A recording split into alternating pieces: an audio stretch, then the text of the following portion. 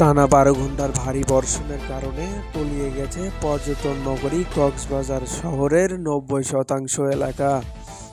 পানি ঢুকে নষ্ট হয়েছে অনেক ব্যবসা প্রতিষ্ঠানের মালামাল। শত শত ঘরবাড়ি পানি তলিয়ে যাওয়ায় চরম দুর্ভোগে পড়েছেন বহু মানুষ। প্রধান সড়কের বাজারঘাট, টেকাপাড়া বাস টার্মিনাল সহ বৌদ্ধ মন্দির বেশিরভাগ এলাকায় জলাবদ্ধতা তৈরি হয়। এতে শহরের যান চলাচল বিঘ্ন সৃষ্টি হচ্ছে, ফলে দুর্ভোগে পড়েছেন অসংখ্য মানুষ।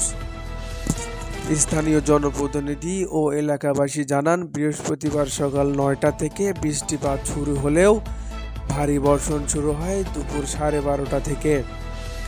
এরপর রাত 12টা পর্যন্ত টানা ১২ ঘণ্টা বৃষ্টি বর্ষণ হলে শহরের ৮ লাখ মানুষ কর্মজীবন অনেকটাই থমিয়ে দেয়। এমন ভারী বর্ষণ গত ৫০ বছরেও কেউ দেখেননি বলে অনুমান করা যায়।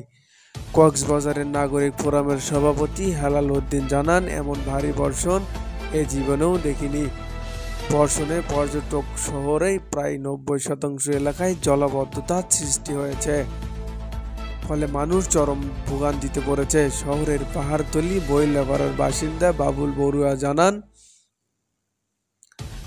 পাহাড়তলির ৩টি সড়ক ডুবে কয়েকশো ঘরবাড়ি, 5টি শিক্ষা প্রতিষ্ঠানেও পানি ঢুকে পড়েছে, ফলে নারী শিশুরা চরম দুর্ভোগে আছেন। কয়েকশো ঘরবাড়ি বৃষ্টির পানিতে তলিয়ে যাওয়ার কারণে ফলে রান্না বন্ধ থাকায় হাজারো মানুষ খাবার ও পানীয় জল সংকটে আছেন। কক্সবাজারের হোটেল মোটেল গেস্ট হাউসের মালিক সমিতির সভাপতি আবুল কাশেম সিকদার বলেন, ভারী বর্ষণ হলেই হোটেল মোটেল জোনে জলাবদ্ধতা দেখা দেয়। তখন পর্যটকরা চরম দুর্ভোগে পড়েন, ব্যবসা বাণিজ্য মন্দাভাব বিরাজ করে। পাহাড় কাটার কারণে সে মাটি বৃষ্টির পানির নিচে থেকে নেমে পানি চলাচলের নালা ভরাট হয়ে গেছে, ফলে দ্রুত পানি নিষ্কাশন হতে না পারায় জলাবদ্ধতা দেখা দিচ্ছে।